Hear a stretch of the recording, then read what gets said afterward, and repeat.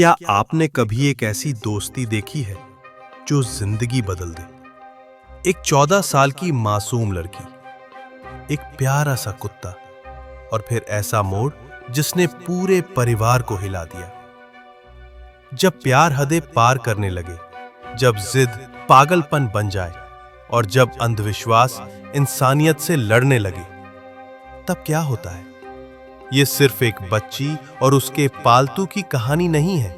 ये है जज्बात, जिम्मेदारी और सच्ची इंसानियत की लड़ाई।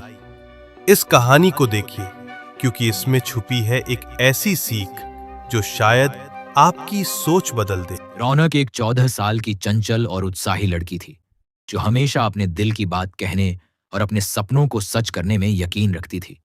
उसे हर चीज में नए नए आइडिया आते थे और अगर वह कुछ चाहती थी तो उसे पाने के लिए जी जान लगा देती थी। इस बार उसकी जिद थी कि उसे एक कुत्ता चाहिए। रौनक का दिल बहुत बड़ा था और वह सोचती थी कि एक कुत्ता उसका सच्चा दोस्त बन सकता है, जो उसके अकेलेपन को दूर करेगा। वह अपने दोस्तों के पालतू जानवरों की कहानियां सुनकर हमेशा उत्साहित हो जाती थी, लेकिन उसके पापा का इस बारे में दूसरा नजरिया था। रौनक के पापा, श्रीमती शारदा के पति, एक सख्त और जिम्मेदार इंसान थे। उन्हें लगता था कि कुत्ता पालना कोई आसान काम नहीं है। उन्हें डर था कि कुत्ता घर में गंदगी करेगा और उसकी देखभाल में बहुत मेहनत लगेगी।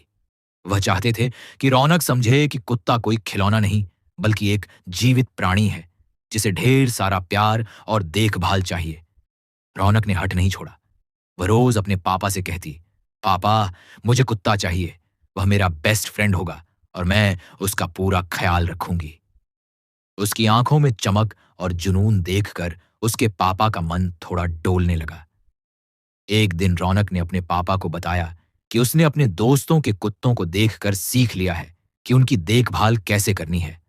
कुछ हफ्तों बाद रौनक की लगन देखकर उसके पापा को यकीन हो गया कि वह इस जिम्मेदारी के लिए तैयार है। उन्होंने रौनक से कहा, ठीक है रौनक, लेकिन कुत्ता लाने से पहले तुम्हें वादा करना होगा कि तुम उसकी पूरी जिम्मेदारी लोगी। उसे खाना, टहलाना और साफ सफाई का ध्यान रखना होगा।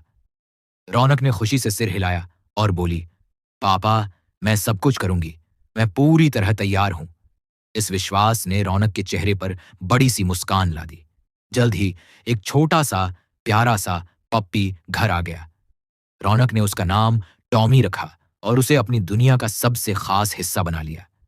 शुरुआती दिन टॉमी के लिए नए माहौल में ढलना मुश्किल था। वह इधर उधर भागता, कभी चप्पल कुतर देता तो कभी बिस्तर पर कूदता, लेकिन रौनक ने धैर्य रखा। वह रोज सुबह टॉमी को नहलाती, उसे समय पर खाना देती और शाम को पार्क में टहलाने ले जाती। एक दिन रौनक के पापा ने देखा कि रौनक और टॉमी पार्क में एक साथ खेल रहे थे। टॉमी रौनक के पीछे दौड़ता और रौनक उसे प्यार से सहलाती। पापा मुस्कुराए और बोले, रौनक, तुमने टॉमी को सचमुच अपना दोस्त बना लिया। मुझे गर्व है कि तुम इतनी जिम्मेदारी से उसका ख्याल रख रही हो। रौनक ने जवाब दिया, पापा, टॉमी ने मुझे सिखाया कि दोस्ती का मतलब सिर्फ मस्ती करना नहीं, बल्कि एक दूसरे का ध्यान रखना भी है। टॉमी ने घर में खुशियों की लहर ला दी। वह हर वक्त रौनक के साथ रहता, कभी उसकी गोद में लेटता तो कभी बॉल के पीछे भागता। रौनक ने सीखा कि अगर आप किसी चीज को दिल से चाहते हैं तो उसकी जिम्मेदारी लेना भी जरूरी है। समय के साथ रौनक और टॉमी का रिश्ता और मजबूत हो गया, लेकिन कुछ महीनों बाद रौनक का व्यवहार बदलने लगा। वह अचानक उदास रहने लगी, स्कूल में कम ध्यान देने लगी और अकेले में समय बिताने लगी। वह डिप्रेशन की शिकार हो गई थी। एक दिन उसने अपने मम्मी पापा से कहा, मैं टॉमी से शादी करवाऊंगी। यह सुनकर घर वाले हैरान रह गए। उन्होंने रौनक को बहुत समझाया कि यह कोई समझदारी की बात नहीं है और कुत्ता उसका दोस्त है, उससे शादी का विचार ठीक नहीं। लेकिन रौनक अपनी जिद पर अड़ी रही और किसी की नहीं सुनी। परेशान होकर घर वालों ने गांव के एक तांत्रिक को बुलाया। तांत्रिक ने रौनक को देखकर कहा, इसके ऊपर कोई बुरी शक्ति है। इसे ठीक करने के लिए एक बार कुत्ते से इसकी शादी करवानी होगी।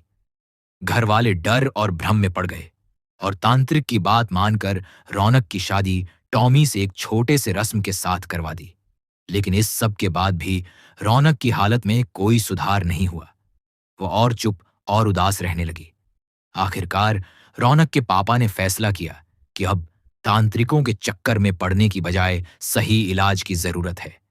उन्होंने रौनक को एक अच्छे मनोचिकित्सक को दिखाया।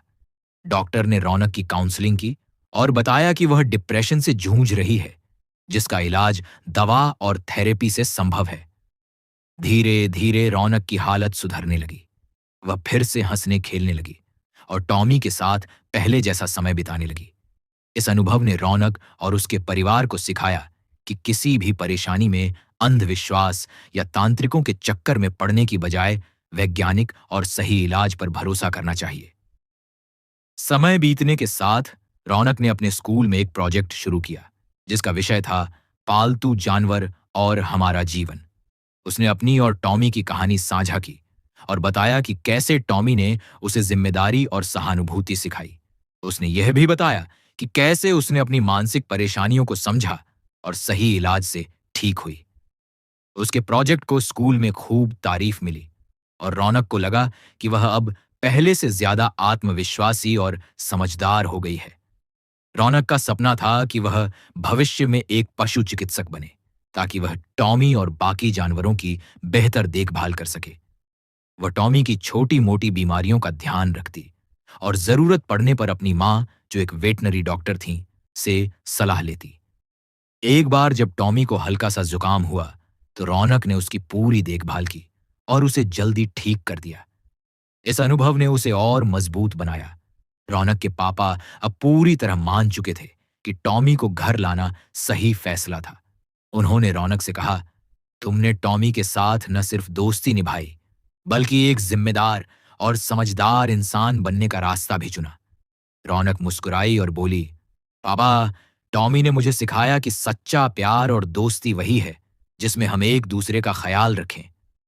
रौनक और टॉमी की दोस्ती अब एक प्रेरणा बन चुकी थी।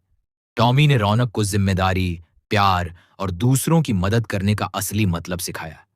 उनकी कहानी हर उस इंसान के लिए प्रेरणा थी जो यह समझना चाहता था कि सच्ची दोस्ती और जिम्मेदारी एक दूसरे के बिना अधूरी है।